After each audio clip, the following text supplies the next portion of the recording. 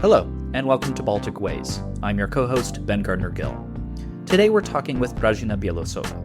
Gražina is a feminist scholar of race, religion, and gender in post-Soviet Europe. She earned her PhD from Duke University in 2022. Currently, she is a postdoctoral scholar at Vilnius University's Institute of International Relations and Political Science, and a researcher at Vytautas Magnus University. Her current research project focuses on leftist feminisms in East Europe in light of Russia's war against Ukraine, which will culminate in her first book, What's Left of Feminism in East Europe.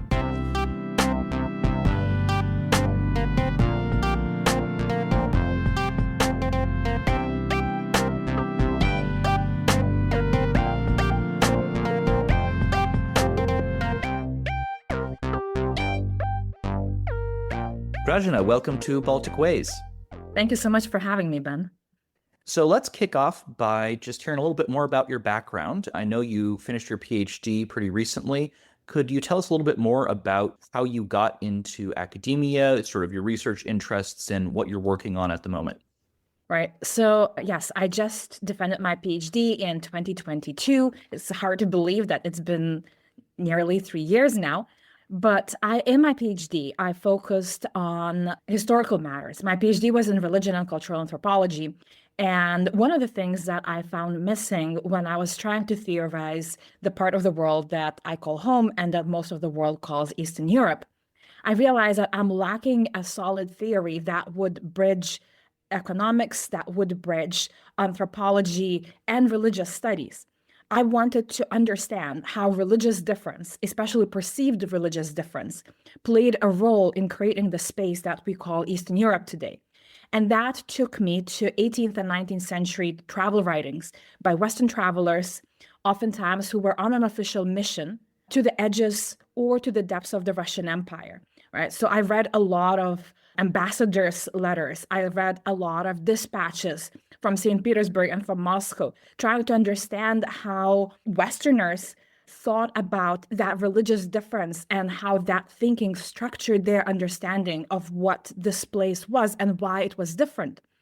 What I tried to argue is that actually it is that perceived religious difference that was at the root of thinking of Eastern Europe as something different. Now, when I chose to embark on that topic, I had to put another topic aside, which was the question of very contemporary matters, the question of leftist political thought and feminism.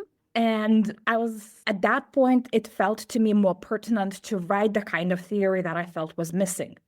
When I was given the opportunity to pursue a postdoctoral position at Vilnius University, Institute of International Relations and Political Science, I pitched this idea to them.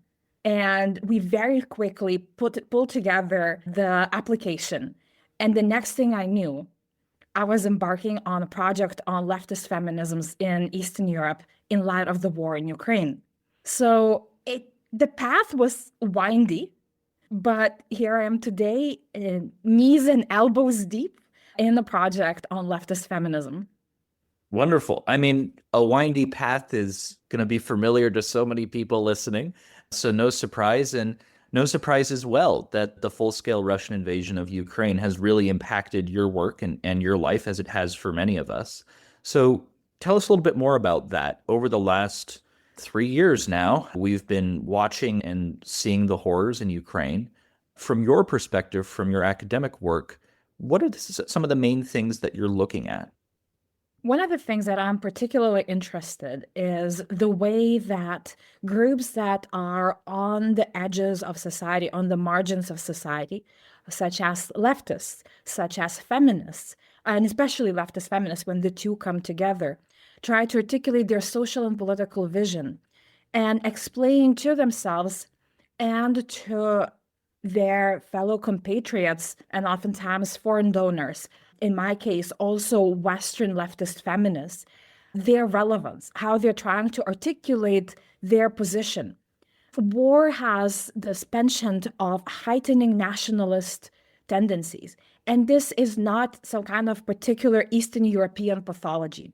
War anywhere is going to produce these results. That is normal. People defend themselves and articulate themselves on the basis on which they're being attacked, on the basis on which they're being bombed. So this is what we are seeing in Ukraine. Leftism in Eastern Europe, because of the Soviet past, is oftentimes associated with Soviet nostalgia. Feminism, on the other hand, is oftentimes seen as something that is antithetical to national identity, something that is imported from the West, and something that either has no relevance or can be dangerous, especially when questions of national unity, questions of national defense come about. That is one of the reasons why I embarked on this journey. And this is one of the reasons why Ukraine had to be part of this picture. Because while the other countries that I'm looking at, Lithuania, Latvia, Poland, Moldova, experience the threat of invasion, Ukraine actually is under attack. And one of the things that I'm finding is that Ukrainian leftist feminists are incredibly resourceful and incredibly gifted at articulating their relevance. One of the things that I'm going to say that stems from that understanding of leftist feminism that's erroneous, but that's pervasive, is that Ukrainian leftist feminists do not debate the legitimacy of the Ukrainian state. What is in question is the way things are happening under the conditions of war. The questions of people who are most vulnerable. So questions of what happens with people with disabilities, questions of what happens to single mothers, questions of what happens to the elderly people who are maybe unable to evacuate, questions of what happens to the working class people. All of these things are at the forefront of their minds, and they're trying to be the advocates of their pleas to the larger society, while at the same time trying to articulate Ukraine's right to self-defense to Western leftist feminists. So they have both this tension, maybe tension is the wrong word, tell me if it isn't, but they have this tension internally where they're trying to advocate for what they see as justice or what is right with a domestic audience who understandably may be more frequently focused on what's happening at the front lines. And then there's also this international question, the foreign audience for these Ukrainian leftist feminists who have a very different perspective on the Russia-Ukraine conflict. And I specifically use that verbiage instead of Russia's invasion of Ukraine because they're going to think about it very differently. So let's split those out a little bit. And I want to start with the domestic. You talked about the advocacy of these leftist feminists for the most marginalized groups in society, for those who are most vulnerable. In your view, where have they been most successful, perhaps? Where have they seen actual progress happen from their advocacy? One of the things that immediately comes to mind, and many of my interlocutors were directly involved with it, is the nurses' movement, the unionization and self-organization of the nurses. There is a movement called Be Like Nina, referring to one of the nurses that is seen as a pioneer of sort of resisting exploitation. And of course, under the conditions of war, the labor of nurses is incredibly valuable and needed, but not always appropriately compensated, right? This is what we can call essential labor, especially when we talk about the front lines where people are wounded, many of them wounded very badly on a daily basis. However, there are other things that are happening in the background as well. While a lot of the resources are pulled to the front, there are people who are experiencing regular daily struggles with their health, and nurses are being stretched very thin. And this was something that was really amazing to me. This was really one of the very few instances where I saw academics who are leftist feminists actually touching the ground with their ideas, where they got involved with helping the nurses organize, but not taking center stage, where they acted as support, as resource, but not overtaking the movement, rather creating the conditions under which nurses themselves could articulate what it was that they needed, what their goals were. And that was incredibly impressive to me because healthcare is severely underfunded across the whole region. And to achieve such tangible goals as wage increases, to achieve such tangible goals as regulations that empower nurses to do their job, that was truly impressive. With every conversation with a woman, because I specifically talk only to women, I just felt sheer amazement, because this is so contrary to so many imaginations of what civil society, self-organization, or networks are like in Eastern Europe, right? This is so contra to what some have called uncivil society. What is happening is really self-organization and civil society at its best, organized by women who are oftentimes stretched very thin, not just at work, but also at home. Women whose husbands potentially are on the front lines. So to me, I really cannot think of anything else that, in terms of real life impact and in terms of transforming people's lives, has been grander, I'm going to go for that word, than this.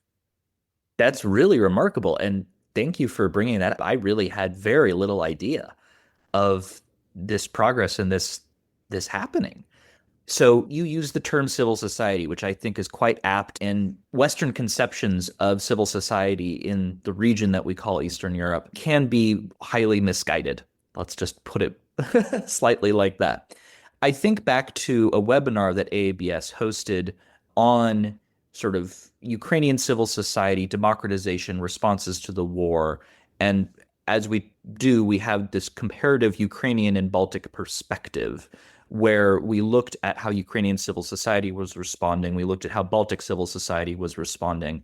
And you're doing something similar in your research here. You're looking at Latvia and Lithuania as two of the other case studies, in addition to Poland, Moldova, and of course, Ukraine. One thing that I think we can all observe just from watching the news, let alone being in the countries, of course, as well, is that civil society across the region has had this really robust response in the last few years. So could you speak a little bit more to that in the comparative cases outside of Ukraine that you're looking at in your research, especially Latvia and Lithuania? For sure. I think that in order to theorize civil society in the region in general, we need better theory than has been used oftentimes to talk about civil society at large.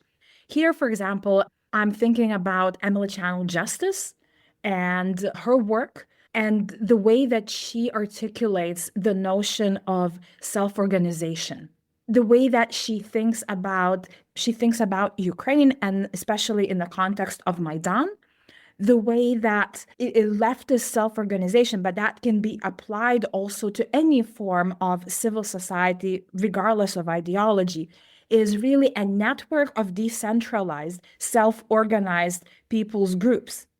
If you were to look for some kind of central organizing pattern or some kind of centralized way of doing things, most likely you're not going to find it, because it's based on personal network, on connections, on oftentimes localized issues.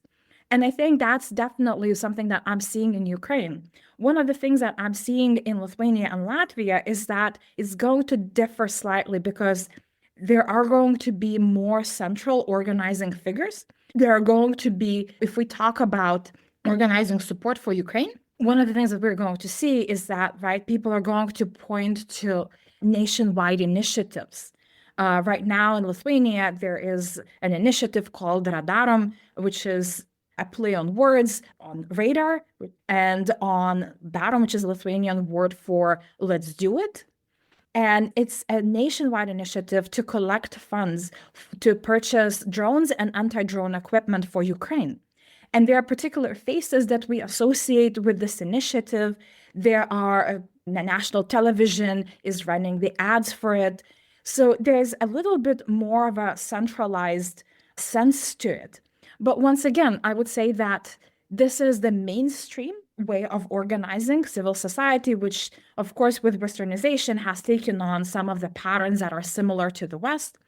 If we look towards the left, we're going to see very much that it is self-organized small groups of people who take different initiatives, such as raising funds for medical care, such as raising funds for queer people in Ukraine, right? So the more mainstream we go, the more patterns that are akin to those that we see in the West, we're going to see. That is also going to be true in Latvia. The further left we go, the more organic, grassroots, self-organized cells of people we're going to find who participate in smaller, less visible initiatives. So that's probably the best way that I can explain the difference. Got it. Got it. We see this distinction of centralization and decentralization. One could consider these different types of movements organic in their own ways, but different in different ways. When one thinks of leftist organizing, which has a long and rich history, organic is sort of one of the key words, right? In its perpetual and sort of these society-wide initiatives, like what's currently going on in Lithuania, what we've seen across other countries over the last few years, are maybe a little bit less frequent, less common. And so there's an important distinction there. So I want to pivot to the international dimension of how the Ukrainian leftist feminists are talking, especially with Western counterparts. And by Western, we mean Western Europe, we mean American, and Canadian, we mean Western, as in not Eastern Europe. So could you talk a little bit about the challenges they're facing there? I think I alluded to it earlier, you alluded to it earlier, but can you dive a little bit more into that discourse, that dialogue between the Ukrainians and their counterparts? This is the main point of contention, really. What does it mean to be leftist? How much does local experience shape being leftist? What is the relationship of the left to the national question? And I think this is where we are seeing the real tension. Underlying this tension, of course, is the question of Russia. Let me try to unpack this. And I'm going to start from the other end than I listed, which is with the question of Russia. Eastern European in general, and Ukrainian in particular, leftist feminists have a very different understanding as to what Russia is in terms of geopolitics than their Western counterparts are going to have. This stems from very different histories. Western leftism has defined itself through especially the new wave of leftism, the new left, that arose in the 60s and the 70s, in many ways has redefined itself, not just through the questions of class, which I would argue were lost to some extent, they lost their centrality, and they redefined themselves through the anti-colonial, anti-racist struggle. And that struggle was particularly important because after the fall of the formal colonial system, the colonial patterns of economic exploitation, of social exploitation, of brain drain still very much persisted. And naming that and defining themselves against Western neo-imperialism or neo-colonialism in the global South was one of the most defining features of the left, both in the global South and in the West. Now, Russia at that time had positioned itself as the ally of the colonized countries. And some of it was pure show, and some of it were actual money, resources, and help that were sent, for example, to Angola. And that made a real difference, whether that was genuine concern for the colonized people or whether that was an ideological tool is a matter of debate. Whatever it was, it had a profound impact on the way that Western leftists relate to Russia. They continue to see Russia out of that tradition in many ways as an ally against Western capitalism and imperialism. Their empire, against which they define themselves, continues to be in the West, and oftentimes it is seen as centered on the United States. The empire against which we define ourselves in Eastern Europe is Russia, because Russia was the colonizing power in a very real sense in the region. It was our empire which subjugated us. It was the colonial power which engaged in just about every single practice in which any colonial power engages in the region. For us, if we think outside of ourselves, Russia continues to be the colonial power in the way that it relates to Central Asia, in the way that it relates to the indigenous people of Siberia, in the way that it continues to conduct business. So both the left in the West and the left in the East, I'm going to use these terms in quotation marks, continue to define themselves against the empire, but would disagree who the empire is. The fundamental difference is the question of Russia. Because of the way that Western leftists, and particularly Western leftist feminists, have been taught to see the world, the way that they have been habituated to see the world, they're unable to see Russia as an aggressor. They're unable to change their narrative about how NATO might act.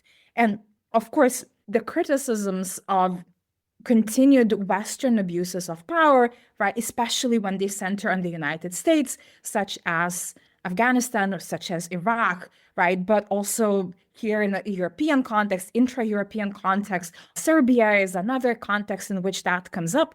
These are highly debatable questions, but they're seen a certain way, they're understood a certain way by Western leftists. And because of Russia's criticism of the West, Western leftists see it as a natural ally, or at least as an equally guilty party. That's a really great explanation. I think the way that you've laid that out makes a lot of sense. It also harkens back to sort of where I want to, as we're closing here, bring this, which is the debate that is going on in Baltic studies, has been going on in Baltic studies and in other academic fields, especially those focusing on the region, about thinking about Baltic history in particular as a colonial history and thinking about what it means to decolonize Baltic studies as a field, to decolonize our academic thinking. There have been a lot of discussions. I know that we were in the same room at the AABS panel at Yale last year on that fantastic panel about decolonization. Where do you think this leads with regards to your research specifically? There's already this trend in this field. I get the sense that you are an advocate and moving forward and seeking for the field as a whole to move in that direction. What do you think the next steps are? What paths do you think could be taken? What do people need to be thinking about that they may not already be thinking about? Well, I think for me, the key question when we're talking about Baltic studies and decolonization is what is it that we talk about when we talk about decolonizing Baltic studies or Baltic countries? Because I think sometimes we're talking about four different things. We are talking about the question of colonialism and coloniality. That's one. We are talking about imperialism, Russian imperialism, and Russian imperiality. We are talking about Russification and what it means to diversify. And we are talking about also Sovietization and what it means to desovietize. And I would argue that while these four concepts are very much interrelated, they have very different agendas. So I think it's a question of definitions. How do we define what our agenda is? Which of the four do we have in mind when we talk about decolonizing Baltic countries, Baltic studies, or anything else? And I would say that each of the four has its place and is significant. But the flip side of that, especially if we stay with the question of decolonization, is the question of Western theory, practice, and scholarship as it relates to Baltic studies. Because if we go back to the early questions in the conversation of what is civil society, is there a civil society? Baltic countries and the region as a whole were pathologized because the concept of what civil society is or is not was based in Western understandings and Western practices. And it's such it rendered civil society in the region invisible. In what ways does the production of scholarship and knowledge about the region continue to be based in very unequal power relationships in such a way that it continues to pathologize the region? And these are very uncomfortable questions because much like, in the late 18th century when the Lithuanian Polish Commonwealth were divided between the three powers, we're facing the same question: who is our ally? Because we have learned that Russia is definitely not, but West is also a problematic ally. And, this is where I think the question of what does it mean to center the study of the region in the theory, in the practice, in the questions that actually originate from the ground up, rather than are solely important. And I'm not ditching all Western scholarship out the window. That would be throwing the baby out with the bathwater. But I'm saying, what does it mean to balance? What does it mean to center? What does it mean to change the parameters of the conversation? Those are some really weighty questions. I think they're good questions that the field is, I would say, not even starting to engage with, but is engaging with, which is really excellent. But it's a long path. As anyone who is a scholar of decolonization will tell you, it doesn't happen overnight. It doesn't happen over a decade. It's sort of a continuous process. So I think that is where we're going to have to leave it, knowing that there is so much more we could have talked about. But Gražina, thank you so much. This has been a fascinating conversation. Thank you for joining Baltic Ways. Thank you so much for having me, Ben. It's been a privilege. Thank you for listening to this episode of Baltic Ways, a co-production of the Association for the Advancement of Baltic Studies and the Foreign Policy Research Institute.